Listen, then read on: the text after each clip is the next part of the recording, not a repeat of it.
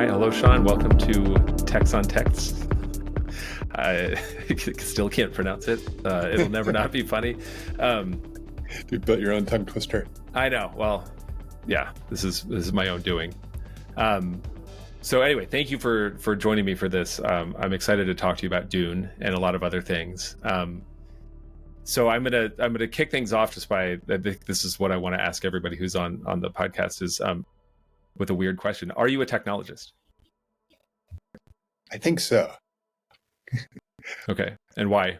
I always struggle because like I consider myself like a quasi engineer, and that it's like I'm not a real engineer, but I play one on TV. Mm-hmm. But technologist is a little broader. I'd probably get away with that. With nobody's gonna be looking at how bad my coding is and judging me for the technologist label. Yeah, tell us a little bit about your career. Like, what have you done that you're proud of? Yeah, I started off as an academic. I had a short stint like during the first .com boom, working in tech at an incubator, and a .com doing project management stuff. And when it imploded, I went back to grad school, figuring I'd had enough of tech and startups and all that kind of good stuff. And got a degree in public policy and complexity science, which is kind of a weird combination of like wanting to do really quantitative things, but being in a public policy realm. And a lot of that is I'd come out of geography. I had a master's degree in geography, but I really wanted to do more of the quantitative stuff. And a lot of the geography programs were more focused on like critical theory and postmodern things. But I really wanted to do the math side of it. So I found this cool program that was two former geographers at George Mason from Johns Hopkins who had started a program basically doing economic geography in a public policy school because they could get a lot more like NSF funding and stuff. Okay. They did a lot of transportation and simulation modeling. And I was at the time trying to do a lot of work around modeling the physical infrastructure of the internet and got into doing that from an academic perspective. And that ended up being a lot of like graph theory network modeling at the time. And that kind of complexity science was kind of the cool buzzwordy stuff around that back in the early 2000s. And so I got into that, and statistical mechanics was kind of a branch of that was doing the coolest computational stuff at the time, kind of out of condensed matter physics. And it was basically like me pretending to understand a bunch of stuff out of like ArchiveX and trying to apply it to geographic datasets, which I kind of did quasi-successfully, mostly with the help of a really good professor who had done a bunch of like AI and computational science work, a guy named Raj Kulkarni, and he helped me like learn a lot of that sort of. So I did that for enough to get like my actual PhD and graduate. But a weird thing happened along the way where we had built this database of where physical fiber infrastructure was to do our analysis and then mapping the logical routes on top of it. But this all happened like right after 9/11. Like my second month of school, first month of school was 9/11 happened. And George Mason ended up getting an earmark from Congress to do critical infrastructure research. And so the professors that I was working with at the time were like, hey, we got this stuff. We're doing digital divide research. Let's go send it in and see if we can get like some grant money for it. So we sent it in, and we didn't hear anything for months. We figured, it's lame, not any good. But they finally, they didn't have a director for this research center, and they finally hired one, and they'd hired somebody out of government to do it. And he starts going through the proposals, and my professor gets a call, and she picks up the phone, and they're like, hey, this stuff you sent, is this simulated data or real data? And they're like, oh, it's real data. We have a grad student who helped collect it from his like master's degree, and then we've been growing it out. He's like, awesome, can you guys come in and brief us? So she comes and grabs me and Raj, and we go and brief them on our stuff. And basically, long story short, the government hadn't been able to get a good comprehensive database of where physical fiber optic infrastructure was for the internet and financial services. So they had us go brief a bunch of 3-letter agencies. And eventually, the Washington Post reporter heard that we were briefing these agencies, and they were trying to figure out what to do with public data that they thought had classified implications to it. But she came and spent like 3 days with us, hanging out, and again, like kind of disappeared. We didn't hear anything for months. We're like, it was boring and lame, as we generally assumed that it was. And then like eventually a slow news day came along and they put it on the front page of the Post. And then news trucks came because it was a slow news day, right? So Right. we're in DC, and like one of the professors used to be an anchor on CNN, another professor in the school. And so, he calls up his buddies and it turns into the typical media circus, right? You go around doing all the shows about, grad students, dissertation, threat to national security was like the Washington Post headline. And so that just like snowballed.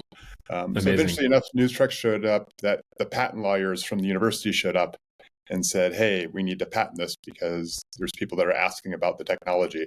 Like, dude, there's no technology. It's like some MATLAB scripts and a little bit of C code and a bunch of like, some ArcGIS 3D visualizations and ArcScene, if I really want to date myself. And so then the university files patents, and then it's like, oh, you got to spin out a company or go sell these patents to universities. And we're like, well, this is totally half-baked. We can't actually ask somebody for recompense for this. We should go do something with it. So, me being the person without a full-time job at this point, I was a postdoc. I went with the spin out, and we spun it out, and that became a company originally called Fortius One, but eventually became GeoIQ, GeoCommons, and that was our crowdsourced mapping thing. If you're really old and remember it, thank you. If not, it was a blip in the geospatial world for a hot second. And so we did that for about 7 years, and Esri bought it. So worked at Esri for a little while. Then we left that and did a second startup called Timbre that we're really bad at naming things. And everybody called it Timber. Like it was and so I'm a music nerd. I know it's pronounced. Yeah. TIMBR. It's like, sure, Timber. Let's like correct people, and it's awkward. And that was doing like sharing algorithms. So the first one was sharing geospatial data and crowdsourcing geospatial data, similar to OpenStreetMap, but for doing it for like demographics and social data and points of interest, and basically anything you could put into a GIS system. Let's get all that stuff organized. And then the second one was about crowdsourcing models and data structures and algorithms around persistent data sources. So at first like Twitter and Instagram, but then like Sentinel imagery and Landsat and Maxar imagery and Planet imagery. So we did a bunch of work with originally with Planet, and then with Astro Digital, and eventually Maxar. And Maxar ended up acquiring that. So we worked at Maxar on a thing called GBDX for a while, and it was super fun, great team. And eventually they got bought by MDA, and then Worldview 4 failed and the stock collapsed and we weren't laying people off. We're like, geez, I forget it, let's just go do another startup. It'll be, you don't have to lay people off. Yeah. So we did a small startup called Pixelate that was 3D mapping cities to enable them for augmented reality and autonomy. And we did some really cool projects with different folks that were doing AR things at the time.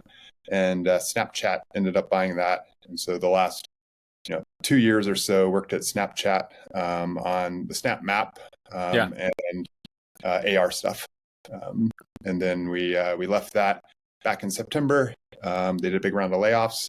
And so we had an opportunity for myself and co-founder Pramuk to step out of that. And so we did, and started a company called Zephyr that we're doing now that's trying to make GPS less terrible on your mobile phone.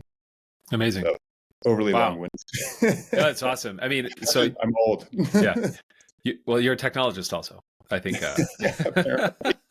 And also not bad for a public policy student. Also probably really bad at coding also. That's okay. I mean, it's fine. Like hacky computational science stuff. Yeah. I'm with you there. I mean, I'm also probably like quite far behind you. I can make websites, like that's about it. But also a policy guy. So for what that's worth. Well, this is great. Okay, so you've opened up the door for a lot of, at least in my mind, some interesting things to talk about regarding Dune, which is sort of ostensibly the reason we're here to talk. I mean, the reason we're talking about Dune is partially because the second movie is going to come out. I think we're going to have a surge of interest in it. People are going to be interested in talking about it. But I really do think that there's clear like lessons to be learned, or like Dune opens up some doors of thinking about geospatial knowledge that's pretty interesting. but we can talk about anything. We can talk about all sorts of stuff that you've read that you're interested in. So, but first of all, like, when did you read Dune? Like, do you remember like how old you were? Like how long I've ago? read Dune twice. Once when I think I was like, just out of college, maybe, Okay. or maybe in college, right around that time. And then a couple of years ago, I read it again when I heard the movie was coming out. I was like, I Yeah. enjoyed it, but I can, I realized how little I recalled of the book, and so I was like, cool, I'll read it again before the movie comes out, and that'll be fun. So a couple of years ago, I read the book again, and then obviously enjoyed the first half of the movie most recently. Yeah. And so, yeah, I mean, do you like the book? I mean, you've read it twice. I'm curious. I guess let me preface this by saying like sort of my thoughts on it. I read it when I was in high school and like it blew my mind. I reread it maybe 10 or 15 years ago and I was like, this is not a great book. Like in terms of like there are problems with like the character development and the pacing. Like there's a lot of expository dialogue that's kind of lame. And then I did exactly what you did. I reread it. So I think this is the only book I've read 3 times. I reread it because the movie was coming out. And on the third read, I was like, oh no, this is actually awesome. Like it's sure, like there are problems. It's not like a masterpiece of excellent writing, but it's so good. And so anyway, I think it's great. But like I'm curious, like how was it upon rereading for you? Yeah, no, I've had the same experience with a bunch of like books, especially that I read in high school that I thought were amazing in high school, and I've gone back and read them, in the last 5-10 years, and then realized a lot of them were just not terribly well written. Like the plot was interesting, but right. It's it just kind of is a bit grating and tedious when you come back to it again. Right.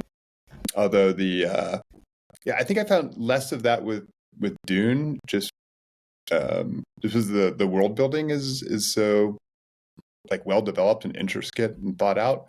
Yeah. I think it's similar. Like you go back to like as a piece of literature as something being well written, or trying to spend time writing yourself and realizing how hard it is to write something well.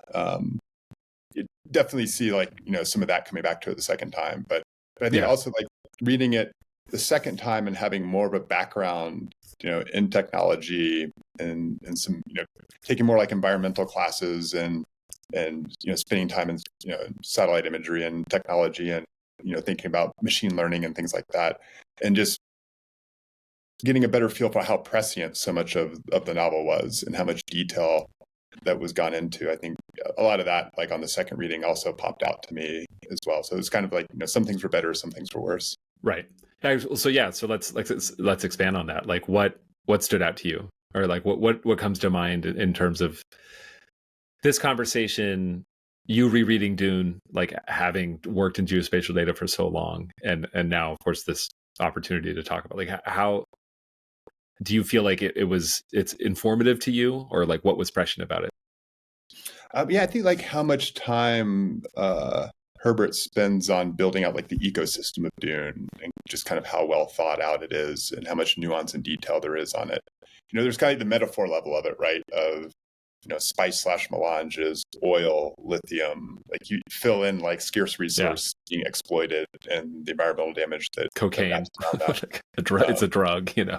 And then also it makes your life longer, but you can never go off of it, right? But in addition to like the high level stuff is kind of connects the high level macro kind of theme to it, but really gets into the details of exactly how this ecosystem works and where the interdependencies are. And just like how well thought out that was really interesting.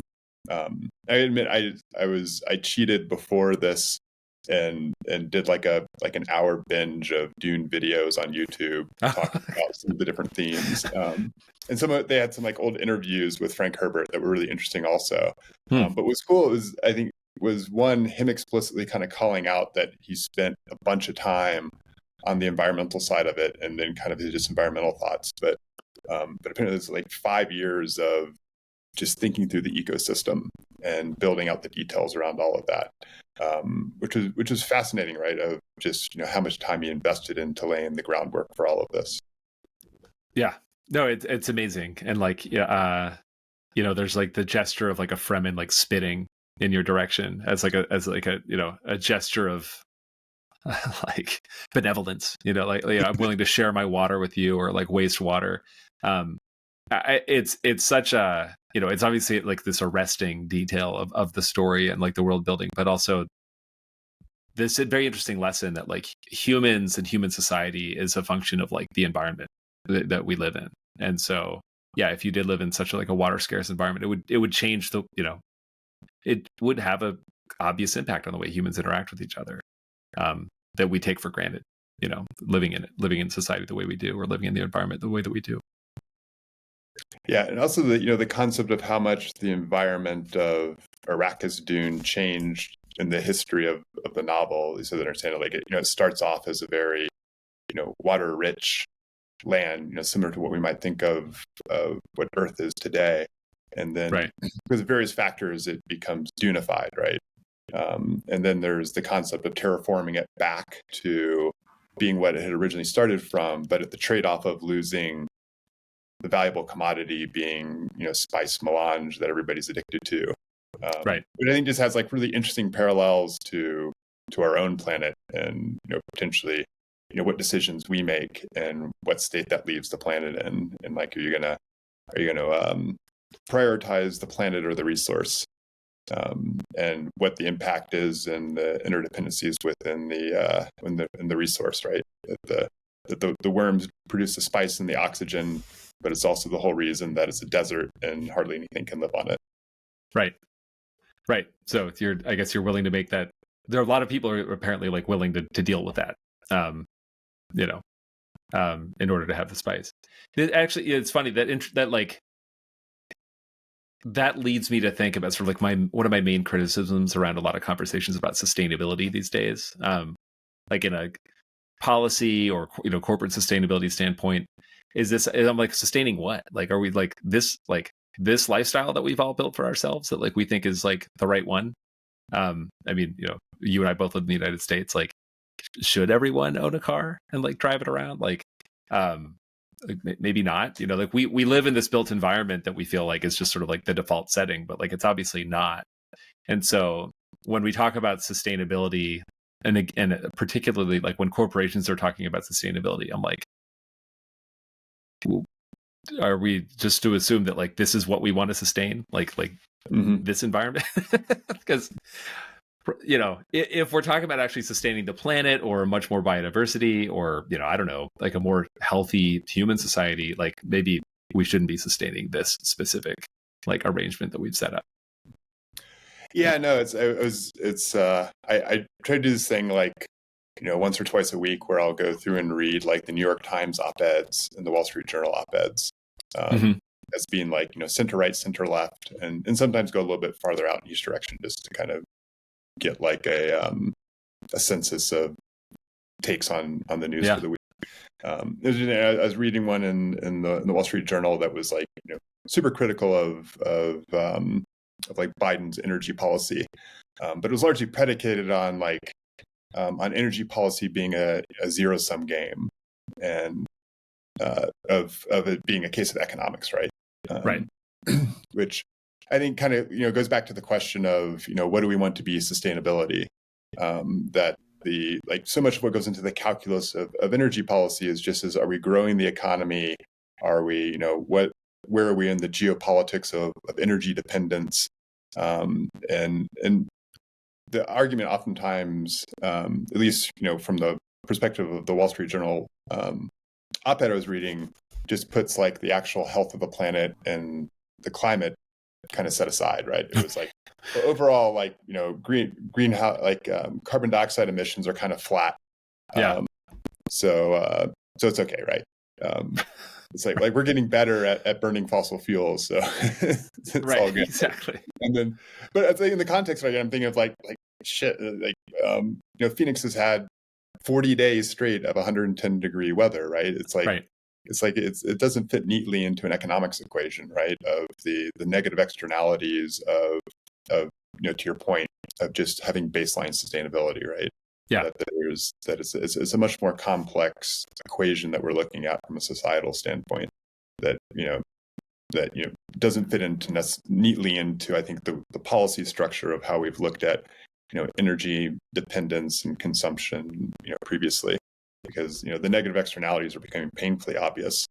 But like there still seems to be the inability or the ability to just kind of push that all to the side. That's right.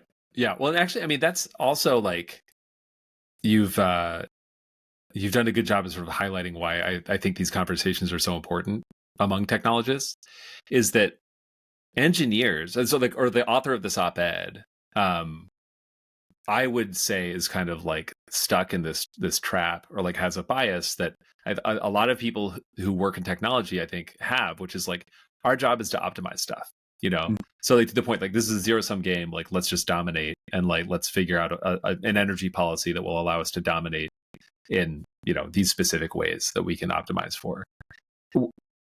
Obviously, without taking into account like the implications of that. Negative externalities or just other knock-on effects that like you haven't anticipated. And yeah, I'm worried that like we're training too many people to think that way. And yeah, it's a problem. So that's why I think like reading something like Dune, where you spend so much time thinking about like the complex ecosystem and the impacts of that one specific ecosystem on an entire universe of trillions of people, in Herbert's world, is pretty interesting. Yeah, I think that's what I love so much about complexity science when I was studying public policy, was that it was a structure and concept that could encompass these macroscopic things fairly well, but still do it in a quantitative way, right?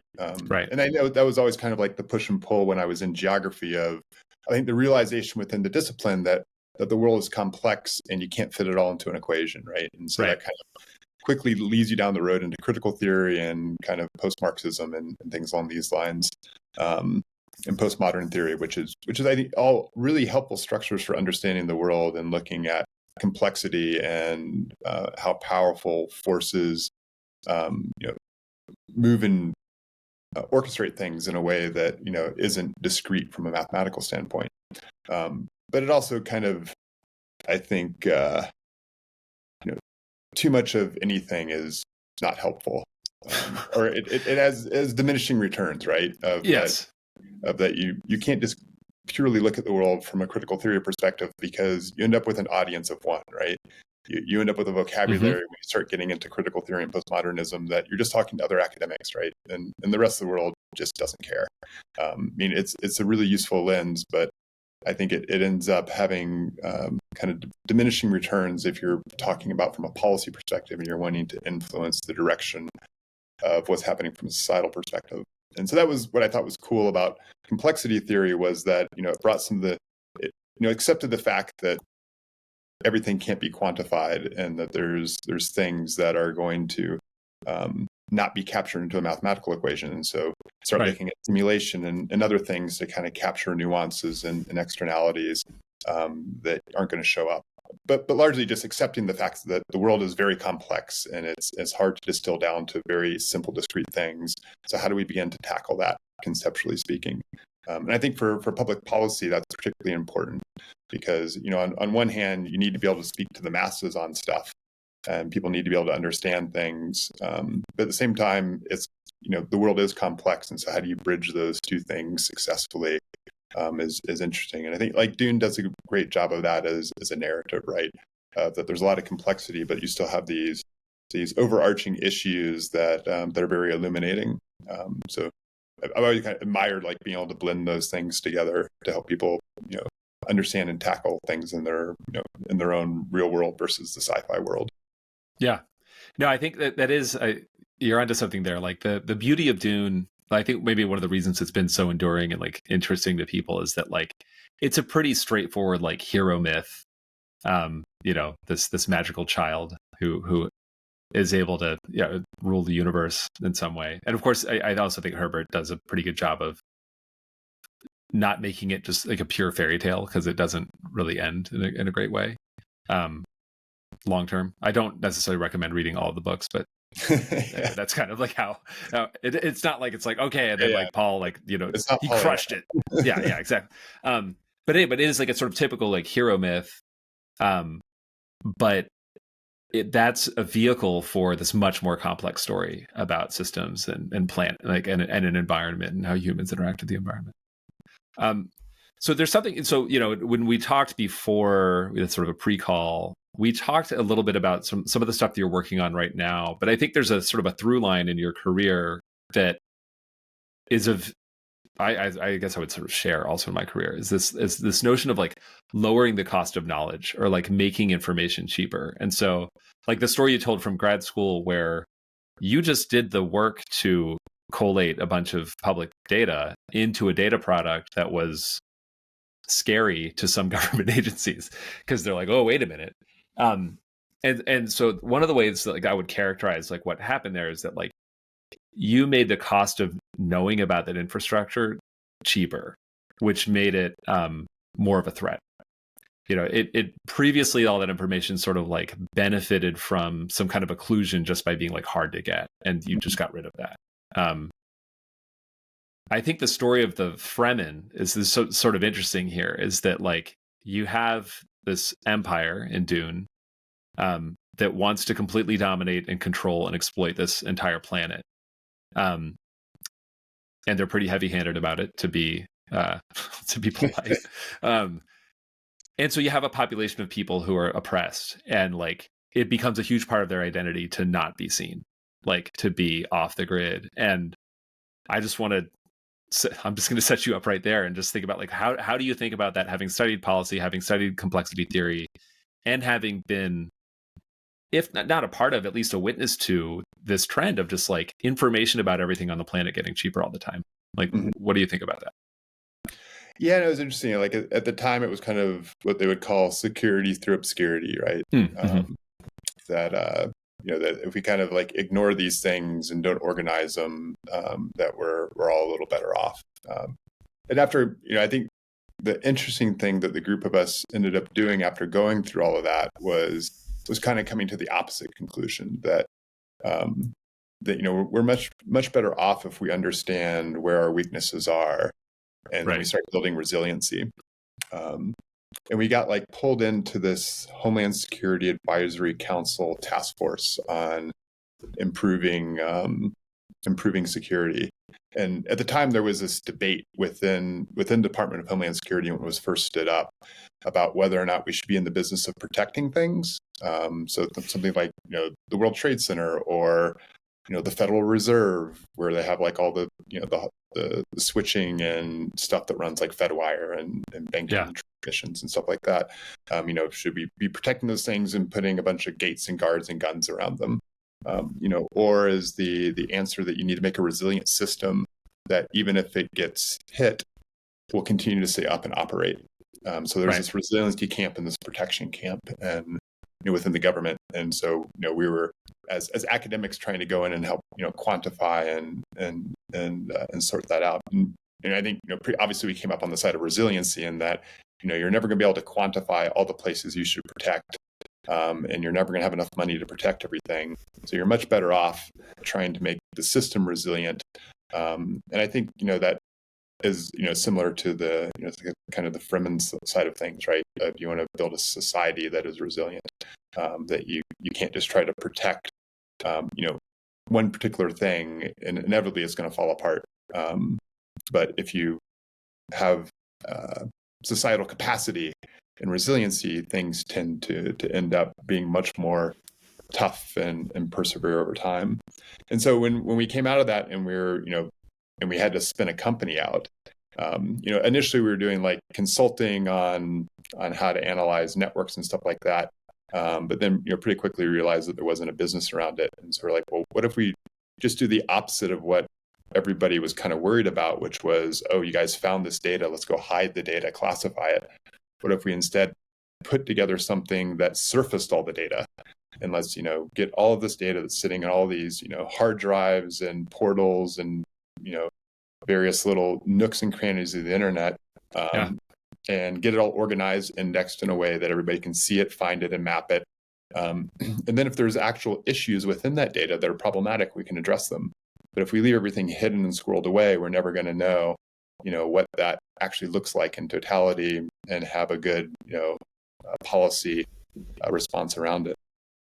And so that ended up becoming geocommons as a concept, and which was right around the same time that OpenStreetMap was starting. And so Yeah. that made it like a really interesting kind of juxtaposition. And also like a weird thing in that Steve Coast and I had been doing research on mapping the internet before he did OpenStreetMap, or our Oh. little group did geocommons at University College at London. There was a common friend that I had as an academic research friend that Steve was working as the sysadmin for within the lab, which is totally random, right? But it was like kind of a nice thing when it was going to be able to connect on on these things and get to know all the OpenStreetMap folks, which ended up being this amazing, vibrant community. But it was all kind of like similar themes, I think, as far as there was a shift around that point of around open data and versus all data should be closed and sequestered off. And there was kind of that shift between the reaction to 9/11 and the Bush administration, and then you shifted into the Obama administration. And we've been having these like policy debates on resilience versus protection within the Bush administration when DHS was stood up. And then as it shifted into the Obama administration, it got into the open data principles, right? And how open data can help drive society forward as we've kind of get past everything scary and we need to lock it all down, which I think was a really great moment for technology and society. And I think there was a lot of positive, right? And then a lot of negative kind of fell after that as social data and so forth. But and I'm rambling at this point. That's okay. No, you're speaking my language. So like, but I'm gonna bring it back to Dune. Yes, please. So like, yeah, there's something you said about like this idea of like building a resilient society. Like it requires a lot of discipline. And actually, yeah, let me see if I can actually kind of like close this loop of what you're saying is that like to be resilient, like you should be very open to information and sort of like knowing what threats are out there, like just knowing the truth. So going back to this notion of like sort of lowering the cost of knowledge, like you should want knowledge and information to be like as cheap as possible and as available as possible. I would argue that like a lot of the open data movement over the past maybe 10 or 15 years was, I think maybe the pendulum swung a little bit too far where they're like, everything should just be open. Like just open it all up, like see what happens. When the truth is that like most data isn't really useful to people. And certainly like just like barfing a bunch of data onto the internet doesn't make it useful, like isn't good for anybody. Like you have to wade through a lot of stuff. So we need to be more like Fremen, which is that like the society that Herbert describes is like an incredibly harsh and disciplined society. Like has like tons and tons of conventions around like how people treat with one another. It's violent, extremely protective. I'm not saying that that's what like I don't want to be like that. but there is some sort of point there about like having a pretty robust understanding of like what matters and like what's important and being disciplined and like basically culture emerging that like allows people to if not thrive under those circumstances, at least survive. So yeah, no, I think the kind of going back to the OpenStreetMap and geocommons starting around the same time of that, geocommons is a blip in history nobody remembers outside of a few people that were around at the time, but OpenStreetMap remains a very vibrant, collective organization that powers the vast majority of maps that we see now. And I think a lot of that comes down to what you're saying, right? Of that, like OpenStreetMap was a very focused project on mapping streets and places, and especially initially. And I think if you're going to compare, I think there's some good interesting parallels between OpenStreetMap culture and Fremen, right? And that it's a very intense, sometimes violent group. People that are very passionate about what they do and very focused on it and very dedicated to it. And it's created, a really amazing product, right? And there's a lot of conversations, as it's evolved of like, where does it build into, where does it go? But I think that, that foundation for, sometimes there's some negative externalities, but I think a lot of times lost is the positive externalities of what that level of passion and intensity built. Yeah. And there just wasn't that with what we're doing for GeoCommons, because it was kind of like, yeah, let's organize all the GIS data, right? And so we're scraping census sites around the world, and we're, pulling in POIs from different things, and, scraping Flickr for photo locations. And, by spreading it so thin, it really didn't leave room for anybody to be passionate about anything other than, generally open data, right? But to your point, it's, Yeah. to a certain extent, it's like, what's the value in just having a bunch of junk organized, right? And then somebody Right. has to dig through and find the nuggets within that junk. And I think, to that end, it ended up dying on the vine. We got bought by Esri. It got turned into ArcGIS Open Data, and it's, I guess, there's some spirit of it lives on within the stuff that's out there, and it was really cool, like what Andrew Turner has done with ArcGIS Hub and Open Data. But it's not really. It wasn't the concept, and nor should it have been, because I think what they came up with was much more focused and ended up being more valuable. And I think that's kind of a lesson learned, right? That I think it very much goes back to the Fremen, right? Of I think that's not a terrible metaphor for open data, and that things that are targeted and useful and people can be passionate about have a tendency to survive and really have deep roots. And just thinner, we're going to make data open because open is good. Right. It's I think it lacks staying powder, right? Because it ends up just being a graveyard of hard drives on the web versus sitting under people's desks. Yeah, this is great. I didn't expect this to go here. This is wonderful. Totally different conversation. No, I love it. I was just like, the OpenStreetMap community is basically Fremen. No, I mean, I think about this all the time. Like, I think any sort of like assemblage of people turns into a cult of some form, right? And like, there's plenty of evidence that like certain cults thrive, or like one of the reasons they thrive is because they're very demanding of their members. I'm reminded of when I was working at AWS, like it was maybe like within the first 6 months or something of me starting the New York Times. It's like Saturday paper above the fold, like inside Amazon's like bruising workplace culture. I think that's like the actual headline. Yeah. I remember. And it was just like epic article just about the horrible stories from managers across Amazon, which I won't comment on the article, but all I'll say is that like a guy, so I got put in touch with somebody, a friend from grad school is like, hey, can you talk to this friend of mine? He's retiring from the military and he's looking for his next job. He's interested in like Amazon. And I get on the phone with this guy and he's like, hey, I read this article about what it's like to work at Amazon in the New York Times, and it sounds great. like yeah, he's like, how do I get in? And I was just like, this is hilarious. But the thing is that like, and I, despite some of the horror stories in that article that I think were like unforgivable, the idea of being like, you're going to come work at a place where it's like, it's hard, like they expect a lot from you, and you're going to be like held accountable for things is absolutely appealing. Like, sure, like that's what I want to do that with my time. Like, I don't want to just loaf around or whatever. Like, there's something very energizing, fulfilling about being in that part of that kind of environment.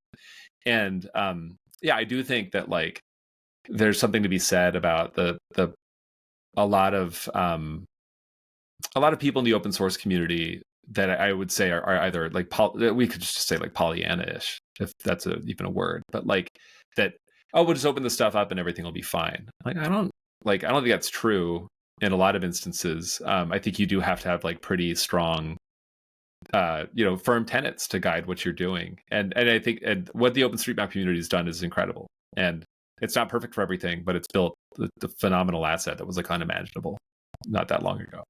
So yeah, having conviction, I think, is super important for a bunch of reasons that you've already discussed.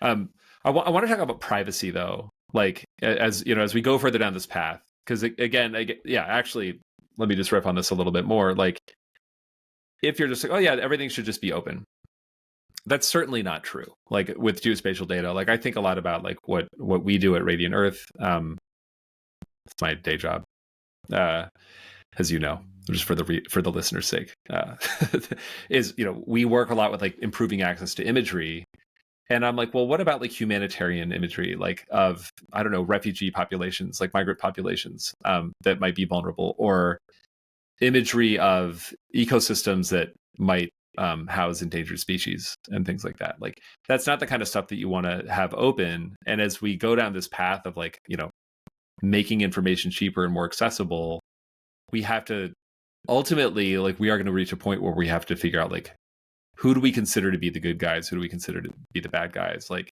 how do we want this information to be used? And like, who's in a position to make those decisions? So this is a huge can of worms that I just opened up, but I'm curious to get your take on it, especially since you're working with like GPS data, which is incredibly powerful and granular. Yeah, no, I think there was a to do the obligatory Dune tie-in. Thank you. Thinking about this a bit since we talked last time, Yeah. but there's it's a bit of a footnote in the Dune novel, but I think they explore it like in later novels. Is the Butlerian jihad, if I'm pronouncing it correctly, but basically, in Dune, for listeners that aren't familiar, like there aren't any robots or computer AI kind of things. There's people that act as computers, I think called Mentats, yeah. And obviously there's like the weird, Space Guild navigating things, and there's the Bene Gesserit. But basically they're stand-ins for what was AI and robots and technology. Right. And basically within the novel's history, like 11,000, 10,000 years before the events of Dune, there's a rebellion against the AI and the robots. And basically they get banned after the rebellion. It successfully removes, I guess the government or whatever was running that particular time in history. And so within the culture that there is no AI, there is no robots, there is no computers, right? And so I think about it a lot from the standpoint of, as people push back on privacy and now actually AI, that we've gotten to the point where these conversations are coming up around AI and robotics. But I think it also ties in nicely to privacy as well. Like, how far can we push technology before people have had enough and there's a rebellion or jihad or pushback, and then things go backwards intentionally on this, and how exploitive technology can be within these scenarios, which I think like Herbert in general does a really good job covering all that stuff. So that's always something that we've thought a lot about. I mean, especially since we started our entire journey from this concept of classified information versus open data and where does it sit. And even in like the days of GeoCommons, where we were doing work on like earthquake response in Haiti, which was kind of like a watershed moment for open data, where the various communities like OpenStreetMap and ourselves and Ushahidi, we're all bringing these new crowdsourcing technologies into disaster response. And NGA and Southcom and the U.S. government and the United Nations all of a sudden realized that for a lot of scenarios, this crowdsourced data was better than the official data on the ground, that it was there sooner and faster and sometimes more accurate. But at the same time, I remember like running into issues where, we were collecting a lot of this data on the GeoCommons, we were bringing in the Ushahidi data, and, people were importing the data and leaving the phone numbers in the Ushahidi data, which is like a massive PII violation, right? I remember working with like Brian Conley, somebody flagged it and he got in touch with us. We dug in and, found the data, removed it, cleaned it up and fixed it, and then, started putting more protections in place to help us flag when PII showed up on the platform. And that was, kind of, really rough GPS back then for getting these things in there around text messages.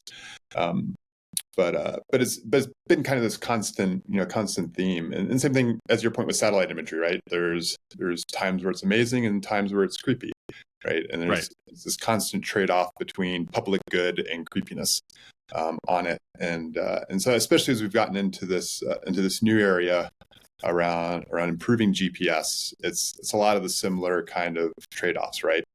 Like when GPS is bad and you're picking up your Lyft or your Uber and it shows up on the wrong block and it's late at night and you're trying to figure out how to connect with it, and and there's safety issues around that, right? And same thing with emergency response, right? You're in the mountains, your signal's pinging around, and they're trying to figure out how to get a rescue team into you. The accuracy matters. And as we get into autonomous vehicles, right? A lot of that being guided by GPS for positioning. That you want these things to be accurate because there's safety repercussions to it. But at the same time, there's the dark side of it too. There's the great New York Times investigative post with the gray market around aggregated GPS data that's sold and used to figure out lots of disturbing things about people's individual places. I remember when back when we were doing GeoIQ, and we had a customer that was an app development engine, and basically it was you could develop your app and serve it up to a whole bunch of different devices and have one place to do that. But as a result, the apps are all tied through the platform, and and they're like, yeah, we have all this location data.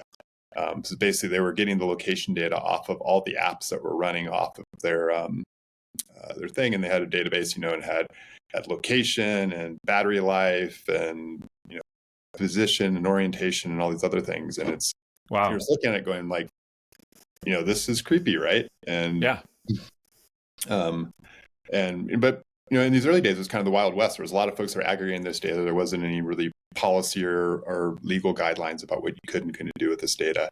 And we'd seen from stuff like with the Haiti earthquake, we have sensitive populations that could be exposed in times of crisis, and you're exposing phone numbers and things like that. But there's real world kind of repercussions to it. And there was another project that we worked in with DARPA around human trafficking that was really, really interesting also with Todd Huffman. And there as well, like we see a lot of personal identifiable information being used around the human trafficking side of things. So there's this entire dark underbelly to the technology side of what we do. Right. And at the same time, there's this amazing public safety and humanitarian and public good side, and you have good actors and you have bad actors within the same corpus of technologies. And so that's something we thought a lot. And so when we went into doing Zephyr and we left Snap, originally the motivation was we were trying to crowdsource 3D maps of cities, so you can enable them for AR and autonomy. And originally the idea was like you'd be able to take your mobile phone and you would scan, take pictures or videos of things, and then we could stitch all those into 3D models and put them together. But basically what we found was that you could do it with a GoPro that has a little bit of telemetry, but with mobile phones, there's enough drift within the GPS that you just couldn't quite get them to all stitch together. Or if you did, it was really computationally expensive and just real pain in the butt to do. So we kind of came into this concept of, hey, could we improve the accuracy of GPS? And Pramukta, who'd been the co-founder for all of these things, and he's the one that actually is a physics PhD and actually knows statistical mechanics and attendance matters. That was my big trick, right? Was like I knew enough to be dangerous, and then to find somebody who's actually really super good at it, and get them to help me out. Or actually, to be fair, all of the really good ideas have come from Pramukta, and then I just try to figure out how to turn them into a business, sometimes successfully, sometimes unsuccessfully. But classically, he had the idea around this of could we take the raw satellite measurements off of phones and use that to do like a correction, an ensemble among those devices to more precisely locate them, and fix that GPS drift and error issue. And so we thought it was a pretty speculative idea, and then we got some folks at SRI that has a big PNT lab, and we ran the mathematics past them, and they're like, hey, actually that might work. And so we ended up working with our lab, doing a bunch of simulations, and long story short, it actually works, which is super exciting. And so we're get ready to launch this stuff out, and we're deep in the math and nerding out around all the great stuff that makes GPS work and how it can work better, and how you solve some of these hard problems within the GPS literature. And as we're kind of going through it, you begin to realize as you get deeper into the accuracy that, hey, this is going to open up another can of worms when it comes to privacy. Right. And how do you get ahead of that, right? And how do you, knowing what's happened in the past, every time that you provide another level of technological sophistication and another level of information that's available, there's an upside to that of like, yeah, you could do collision avoidance between pedestrians and cars, and that would be amazing. Right. Have new game mechanics, and you're not just playing Pokemon Go over and over again with geofencing each other. Right. Which all these things are great, right? But then there's the downside to that of like, what are all the weird ways people are going to use this that are creepy and potentially malevolent, and how do you get ahead of that? And so that was that's what we've been spending a lot of time thinking about, right? Of like, how do you build privacy from a technological standpoint at the foundation of the engineering? Like, how do you make sure that that people's location are never even being stored in the system, like it never goes to disk, and you're just broadcasting out corrections, and then people improve the location on their own device, and then they decide if they're going to share it, with the apps that they already trust that are out there. Right. Kind of firewall these things from the very beginning, and then also, how do you build business models around it so that there's certainly use cases where increased app mechanics, like if you want to do collision avoidance, like that's awesome. Let's encourage those things. But if you want to use it for creepy ad targeting, that's probably not a business case you want to be associated with. And so Right. How do you begin to find within terms of service and user agreements, which is another I think like there's like the technology that we see and we understand, and then there's the terms of service, right, that nobody reads. Right. Who knows what you've given up, right? And how do you strike that balance as a business, right? That's going to, especially early on, you want to survive and grow and have a business and make money, so you can hire people and build out the technology. But at the same time, so much of what you do at that first stage sets the culture and the tenor for how that technology can be exploited in the future. And and I think and for us, like, we look at it as a risk, right? If your technology comes across as creepy and you want to provide better location to the billions of mobile phones that are out there, like, that's game over, right? If you're creepy and people are freaked out by what you're doing, it's kind of a non-starter. So it's there's a good business case as well as a good moral case for it. Right. But I think it's I think thinking through these things, it's like there's not a business textbook. Like, you can't go to get an MBA and there's like a management course on how you decide the moral quandaries of balancing a business morality and privacy and security. But there's a lot of really good sci-fi books Exactly. Yeah. about how you deal with these moral conundrums, right? And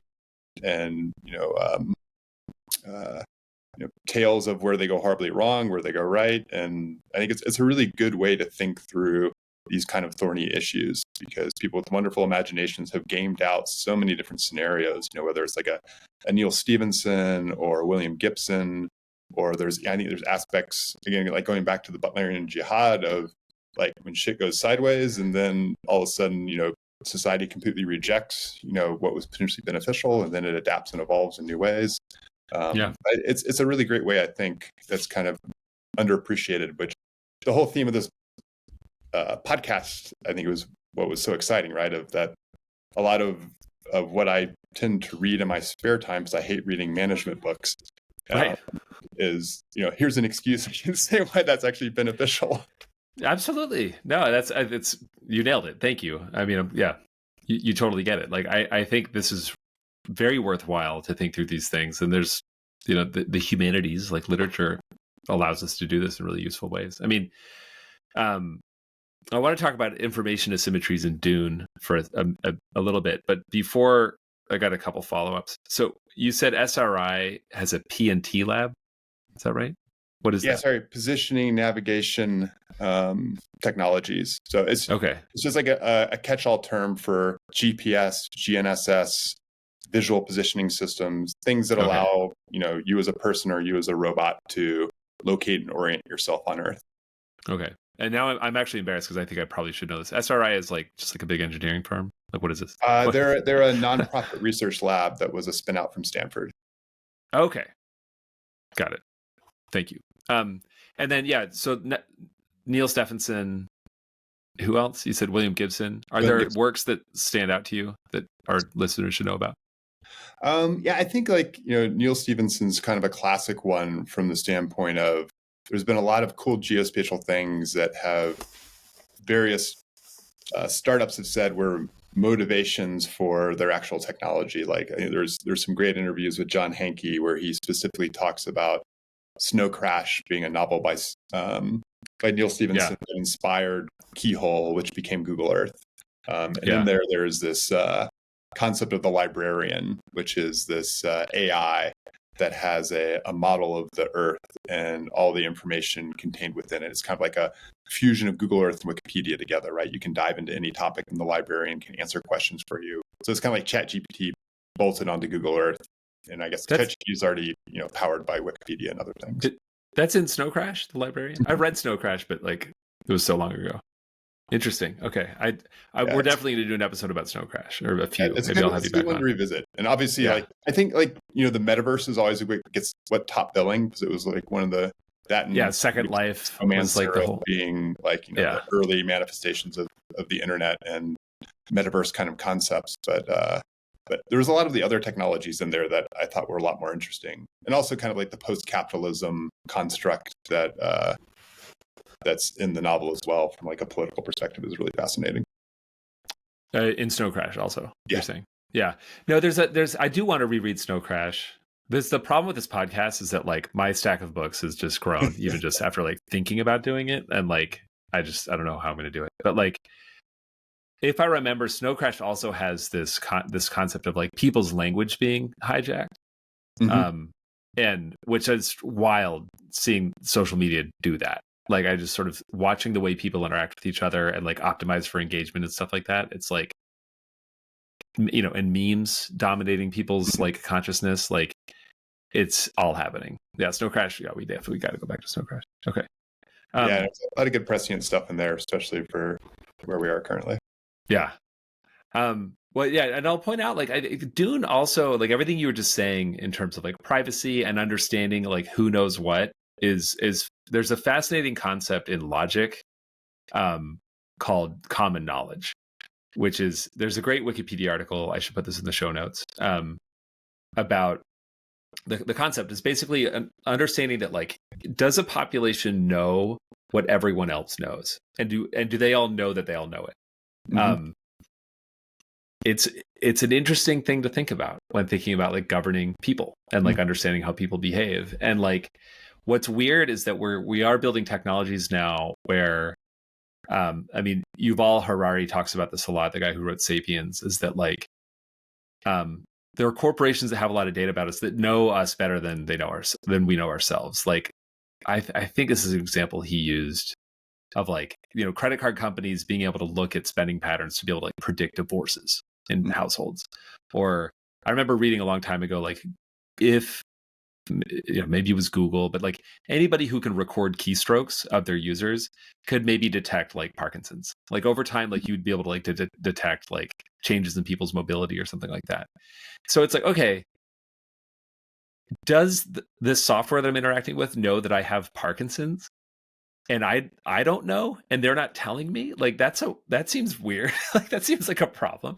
And what's funny about Dune, though, is that there's another kind of sort of footnotey type thing in the book about satellites orbiting Arrakis, that the guild, the spacing guild, but the guild that's absolutely dependent upon spice, they fly satellites, weather satellites, and have a monopoly on that. And I'm rusty on this, but the Fremen bribe, they have some sort of backdoor deal with the guild to make flying satellites prohibitively expensive. So the other families in the empire just don't have access. They can't fly their own satellites. They don't get the intelligence. And there's another bit in the story about having a Reverend Mother, a Bene Gesserit, in the other, sort of hidden away in another room, because she can't necessarily overhear the conversation, but she can pick up enough vibes from the next room that she understands what's going on, to gather intelligence. And so there's all these threads throughout the story about information asymmetry and how that allows people to dominate one another. So anyway, just taking it back to what you were saying about, just the fact that we're gathering all this information about people, and people don't know what the other parties in their lives know about them. And that seems to be a problem. I think it's a problem. Yeah, no, it's interesting. Yeah. There's and arguably there's like two vectors to it, right? Of that you have this underlying aggregation of information across society Yeah. by large technical companies, but then the application layer across all that information gathering arguably is eroding common knowledge, and that is creating silos. And Mm-hmm. within those silos, you don't have to have a shared reality, right? You can have very divergent realities and very divergent common knowledge. Yep. And, and but it's in practice facilitated by the fact that you have a technology that allows all this data to be aggregated so that you can use it to then slice and dice all of these different echo chambers that get built on top of it. And Yeah. echo chambers become these warm, fuzzy places where our opinions are just reinforced to us perpetually. Yep. And arguably spiral off in really weird ways that are not necessarily predictable, I'm guessing, from when things were first architected. And it's like but it's from like the Dune standpoint of like one of the interviews I had seen with Herbert, where he was talking about how one of the concepts is that you don't see democracy or capitalism in Dune, right? It's back to feudalism and tribalism with the Fremen, but feudalism with all the rest of the houses, and even like the Space Guild and it's like Chom, which is kind of like the Amazon of the Empire. Right. They're monopolies, right? They're there's not capitalism and competition or democracy within that construct, and apparently the concept when Herbert talks about it is that he wanted to make the case that that if you left expansionism to its own devices and optimized it around efficiency, that things like competition and democracy become hindrances that are inefficient and they get shut off in the progress towards domination of whatever. That's right. The other thing that was interesting was he said one of the points that he wanted to make in the novel was that heroes are bad, right, and that as much as the story, especially the first novel, is a hero story, but as you said, like in the further novels, it's not a happy ending, right? That he wanted to drive this concept of like charismatic leaders that get people to overlook like the details and just go after a common shared worldview without thinking about it, and within a totality, not totalitarian, but from a totality of worldview, is a really negative thing that has terrible consequences. And in many ways, Dune is this story of like the charismatic leader that starts off as the hero. And I guess, and the interesting thing, I think there's even a quote in the new trailer where like he says, somebody asks him, are you concerned about what you see in the future? He said, no, I'm concerned about what I become. And and this realization that I'm going to become a terrible person in pursuit of just survival and self-optimization. Yeah. No, it's amazing. That's what I think it's one of the reasons why the book has endured, is there's no happy ending, and it's not facile like in any way. Like it's just not sort of the way that I look at it is sort of as you said, I guess maybe as Herbert said, like you have this system where there's clearly like this like crushing oppressive force that's like malevolent and exploitative, which is like this empire that's just dominating this planet, and there are people that live on the planet that are getting, that they're going to fight back. And it's a very sympathetic story. You're like, awesome. Like there's going to be an uprising and they're going to get theirs, and the empire's going down. And they're like, oh wait, we're no better off. it's just another concentration of power that's going to lead a bunch of trading. Yeah, exactly. And then also sort of like what's more for Paul's perspective, this is the whole other theme that I want to explore through this podcast with some other authors like Borges, is this idea that like, okay, so you can see the future now. Like, what good is it as a human who has to like make decisions and act? Like, not that great. Like, maybe worse in some ways. So, yeah. Anyway, trying to think else what else about like this idea of efficiency. Like this is going back to like capitalism and I think the technology landscape that we live and work in now is this tendency towards monopoly. Mhm. I think it's remarkably prescient of Herbert to be like, no, it's inevitable.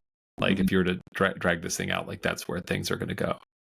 Um, and I don't know. I mean, I guess did you tell me? Does he get the sense that he's just like, so it goes? Like it's just sort of like that's just what's going to happen, or that it's something worth fighting against? Yeah, no, I think from Herbert's perspective, at least, it wasn't a long interview and they had kind Yeah, of like truncated it. So I may get this wrong. sure. I'm sure there's people out there that know it far better than my like 1 hour binge of Yeah, they can. Herbert and Dune videos. Yeah, I'll make sure people have a way to complain about what we're saying. Yeah, it's Yeah, only full of crap. Um, yeah, but yeah, the sense that I got was that he wanted to create a cautionary tale that that uh, that the charismatic autocrat is the opium that we need to avoid. yeah. It also kind of ties nicely into the whole melange spice drug addiction theme within it as well. But I think Right. specifically, it sounded like in the interview that he had written Paul Atreides as being this very sympathetic character, very charismatic, and somebody you as the reader gets attached to. Yeah. Uh, and you want to see them succeed and overcome these difficult obstacles, but seeing that a singular hero um, isn't going to save you, right? Right. That the singular hero is inevitably going to fall into it's kind of like power corrupts and absolute power corrupts absolutely, Right. and that's what you see over the course of the novels, right? Is that even with the prescience and awareness of what he becomes, there's not the ability to pull himself back or Right. society back from becoming the same awful empire that he had replaced. And I think there's a lot of really fascinating parallels to to current politics in this. And I think Yeah. that's again one of the reasons that Dune's such a great novel is that that history repeats itself, and the metaphors of the novel continue to be fresh and prescient because we as humanity continue to repeat our mistakes. Yeah. Yeah. No, I think you're onto something there. Like, which is like, it's a story about humans. It's just sort of like a story about like, this is the kind of animal that we are. Like, this is how we organize. This is how we behave.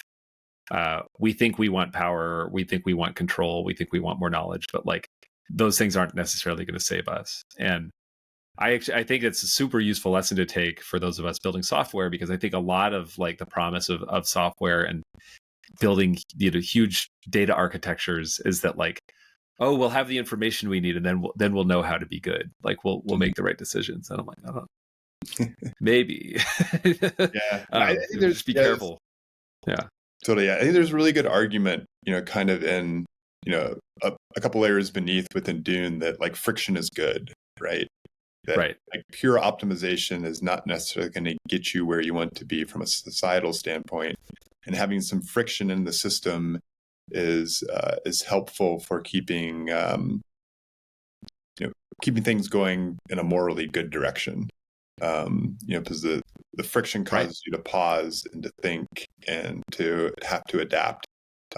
Whereas if you're just purely going to optimize things, the path is so straightforward, and that it pulls you into an inevitable direction. That we as a society need to build friction into the system, so that we're a little bit more deliberate into these things, which is which seems to be a theme of a ton of podcasts, like for people digging into like generative AI and where it's going, and how do we put friction into the system. Yeah. There's probably also some grandiose doomerism around that is probably overwrought, but I think the overall theme is probably the right one. Yeah. Totally agree. Yeah. I mean, the notion of like keeping humans in the loop and what is it? Alignment. Yeah. I mean, yeah, I agree. We should. I agree with everything you're saying about friction. And the notion of alignment is appealing to me. I'm sympathetic to it, but I'm also not convinced that like humans know what's good for them or know how to make these decisions. But we should try. I think it's more just like slowing us down, right? Yeah. Yeah. So there's time to catch up and think about it. Yeah. Oh, okay. I see what you're saying. Well, let's this is a good place to wrap up. But I want a couple things. First of all, where do you want people to be able to keep up with you online? You're a good tweeter or whatever we call it these days. Is there anything you want people to know about you, Zephyr? Anything? Yeah, I mean, hopefully by the time this podcast has come out, we've launched Zephyr. Okay, yeah, it'll be in September. So, and that we just haven't been like advertising because we haven't built the thing, or the thing's almost built. So we're hoping like in September to be able to share what we've been working on this whole time and provide some some quantitative backing as well as like our thoughts on privacy and this other stuff that we've talked about. So hopefully by then there'll be a blog post on Medium talking about this new stuff, and hopefully we'll get some feedback and have some conversations going around it. I'll link to it. Yeah, which would be awesome. Or we run into like a nasty engineering hiccup and then I have egg on my face. This would be really embarrassing. Yeah. We haven't announced it, but that's also the reality of engineering. It's like things don't always go perfectly, but that's the hope. It's pretty close, I think. Great. Okay. Well, yeah, I'll include that in the show notes. And then are there any other, I mean, so you mentioned Neuromancer and Snow Crash. Obviously, we've been talking about Dune. Does anything else come to your mind as in terms of like things that you've read throughout your career that have shaped you? I think Cory Doctorow does a nice job of like waving the flag on the societal harms of technology. I think that, those things are all super helpful with it. I've never read any Doctorow. I know about him. Like, was he like a Boing Boing guy? Like, or that like that early blog? Yeah, he's prolific as a writer and on tweets or X's or I don't know, whatever we call them now. All right. You can find me on Twitter if it's still around. Yeah, exactly. Yeah, we'll see what happens. Maybe Zephyr will have launched. Maybe Twitter will not exist anymore by the time this airs. We'll see. We'll see what happens when we get there. But this has been awesome. I mean, it's been awesome. Like, I've always enjoyed talking to you. I haven't talked to you enough, so I'm glad to have had this excuse to spend so much time with you. Thank you for doing it with me. Thank you. It's super fun, and looking forward to all the different perspectives that you get talking to folks on this topic. In general, right? I mean, using sci-fi as a lens to think about technology, I think is awesome. And as I was saying, like to me personally, it's like validation that like I can now say that there was value created in spending my free time reading sci-fi and fantasy instead of management books. Yeah. Hey, so yeah, here's my message for the whoever's out there listening to this. Like, if you want a career like Sean Gorman's, which you probably should because it's been awesome, you could just read a lot of science fiction and think about it, and you'll go far. It's a very dubious goal. Other than if you get to work with the cool people that I've had the chance to work with, if that helps get in, that's always the most awesome part. See, he's humble too. This is great. Thank you, Sean. Awesome idea, and I'm looking forward to see how it all evolves.